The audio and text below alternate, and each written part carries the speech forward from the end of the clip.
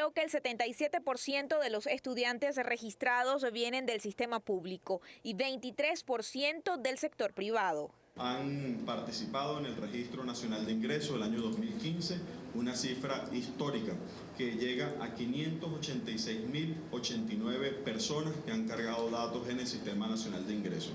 Esta es la cifra más alta de los últimos tiempos. El barril de petróleo puede bajar el precio que sea, pero nosotros vamos a tener universidades abiertas, vamos a tener sistema universitario funcionando. Informó que el próximo 15 de mayo realizarán el proceso de asignación pública. Frente a los medios se hace la corrida de asignación de todo el sistema nacional, aplicando el baremo legalmente establecido, y a partir de ahí salen todos los listados a todos los estudiantes en el país. Es decir, que aquel tema de distribución deshonesta desde el punto de vista de los cupos, que era costumbre en la Cuarta República, aquella cuestión de bachilleres sin cupo, etcétera, eso se acabó. Informó que darán preferencias especiales para las ciencias básicas. El vicepresidente de Planificación y Conocimiento, Ricardo Menéndez, informó que las carreras más demandadas fueron Medicina, Administración, Derecho e Ingeniería Mecánica e Ingeniería Civil. Irlenis Molina, Globovisión. Continuamos con más de Primera Página y precisamente para conocer cómo se encuentra en este momento el sector universitario, sobre todo el sector docente, cómo están a nivel de sueldos, de salarios, de insumos para el funcionamiento de las casas de estudio. A esta hora me acompaña el profesor Víctor Márquez, presidente de la Asociación de Profesores de la Universidad Central de Venezuela. Bienvenido, y mi pregunta va directa. ¿Cómo está el sector universitario en este momento en nuestro país? Fíjate, la primera cosa que hay que destacar es que todo el sector laboral, desde obreros hasta profesores, tenemos un ingreso que no alcanza para cubrir la canasta alimentaria. Y eso implica una violación al texto constitucional, porque el texto constitucional establece que para tener una condición de vida digna, los ciudadanos tenemos que tener un acceso a la canasta alimentaria y acceso a la canasta básica. Y resulta que en este momento ni siquiera un profesor titular de dedicación exclusiva con doctorado y postdoctorado tiene un ingreso que alcanza la canasta alimentaria. ¿Cuánto es ese ingreso? Para tener el ingreso máximo de un profesor universitario en este momento es de 15.600 bolívares. Y la canasta alimentaria en este momento se ubica en más de 20.000 bolívares. Eso implica que los sectores que están debajo del profesorado universitario están en condiciones de absoluta miseria. Por eso todos los sectores y las organizaciones sindicales y gremiales suscribimos la propuesta del segundo contrato colectivo único de trabajo. Es decir, hay organizaciones sindicales y gremiales y federaciones de todos los sectores políticos del país. Es decir, una gama que va desde los sectores progubernamentales hasta los sectores no progubernamentales, que hicimos una propuesta única de incremento salarial. Y esa propuesta parte de que el obrero, que es el que menos gana, tendría que ganar más de lo que está ganando en este momento ese profesor titular de dedicación exclusiva. ¿Cuáles son las cláusulas más importantes de esta propuesta? ¿Cuáles son las prioridades en este momento? Fíjate, la prioridad fundamental es la defensa del salario, porque dependiendo del salario se establecen el resto de las condiciones de carácter laboral. Aparecen las primas por hijo, las primas por hogar, el cesta ticket, lo que tiene que ver con la seguridad social de todos los sectores laborales. El problema está en que la escala salarial en este momento de todo el sector universitario ha colocado a todos los trabajadores en condiciones de miseria. Y por eso la propuesta implica un aumento salarial sustancial. Yo recibo de buen agrado el planteamiento de Ricardo Menéndez, que dice que no importa a dónde llegue el dólar, ellos están en capacidad de responder a las necesidades del país. Con ese argumento no podrán venirnos a decir a los sectores laborales universitarios que no existe el dinero para el incremento salarial. Para que tengas una idea, un bachiller en el SEBIN gana más que un profesor titular de dedicación exclusiva. Es decir, un bachiller gana más que un doctor con postdoctorado. ¿Ustedes qué lectura le dan a este rezago que hay en el aumento o en el ajuste en el salario del profesorado universitario? Fíjate, desde la Asociación de Profesores hemos mantenido una postura que puede ser o no compartida, que es que hay una estrategia por parte del Estado de destruir la universidad venezolana. ¿Por qué? Bueno, porque ha habido tres elementos que ellos han venido manejando a lo largo de los años. La primera cosa, el cerco presupuestario. La universidad siempre le da un presupuesto de carácter deficitario, donde más del 80% del presupuesto se da en gastos de personal. Gastos de personal mal pagados, como te estoy mostrando en este momento.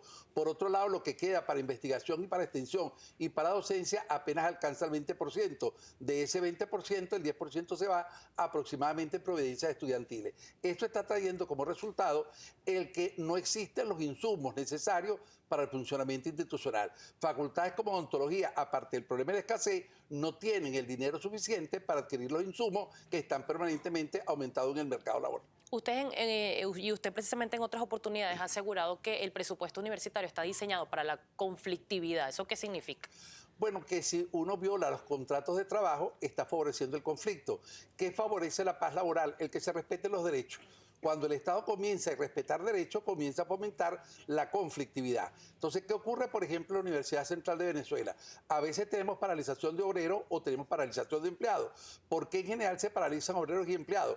Porque se le viola la contratación colectiva. ¿Por qué se la viola? Bueno, porque no hay un presupuesto que permita cumplir con ese acuerdo de carácter laboral. Por lo tanto, si el gobierno no da lo que la universidad necesita para cumplir con los acuerdos de carácter laboral, está fomentando la conflictividad. En el caso de los profesores universitarios, nosotros tenemos una cosa que se llama las normas de homologación, que establecía la indexación salarial, o establece la indexación salarial. ¿Qué hizo el gobierno? Incumplió lo que estaba en la contratación colectiva, incumplió las normas de homologación, incumple la Constitución Nacional, que los obliga a darnos un salario digno de acuerdo a nuestra elevada misión, y generó que del año 2001 un profesor titular a dedicación exclusiva, es decir, el que más ganaba 15.72 salarios mínimos.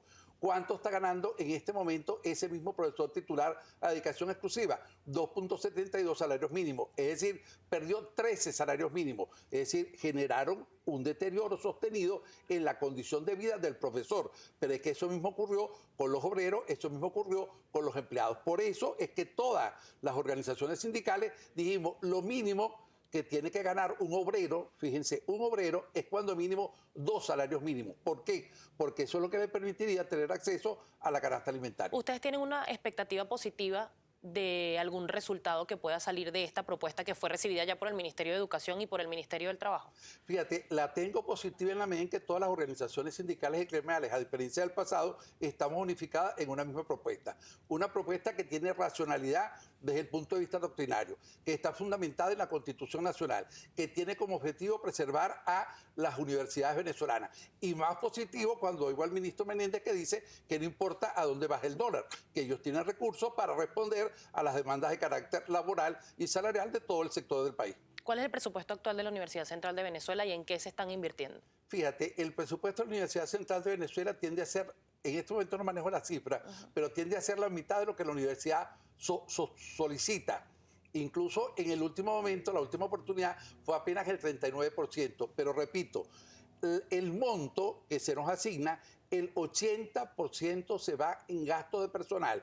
Personal que no tiene para sobrevivir porque el salario es muy bajo. Por lo tanto, lo que queda, que es el 20%, es para realizar labores de investigación y labores de extensión y labores de docencia. ¿Qué está ocurriendo en la práctica? Laboratorios cerrados, malas condiciones de trabajo. Por ejemplo, nosotros estuvimos ayer, el día de ayer, la directiva de la asociación, en el núcleo Cagua de Ingeniería. El techo donde trabajan los profesores y reciben clases los estudiantes es de asbesto. Bueno, si ahí va IPSACEL, tiene que cerrarla, porque el techo de asbesto está prohibido porque tiende a promover el cáncer. Bueno, pero no es nada más eso. No tienen aire acondicionado, no tienen condiciones adecuadas, no tienen comedor. Es decir, cualquier análisis de ese núcleo conduciría al cierre, porque las condiciones de trabajo y de estudio son absolutamente lamentables. ¿Cómo está el éxodo de profesores con respecto a esta situación? Fíjate, en el caso de la Universidad Central de Venezuela, en los últimos 5 o 6 años se han ido más de 700 profesores. Te voy a dar un ejemplo. Había un directivo de la Asociación de Profesores de la UCB, que era representante de ciencia ante la directiva, que ganaba $87 en este país siendo titular. Bueno, en este momento está en Estados Unidos ganando $505.000.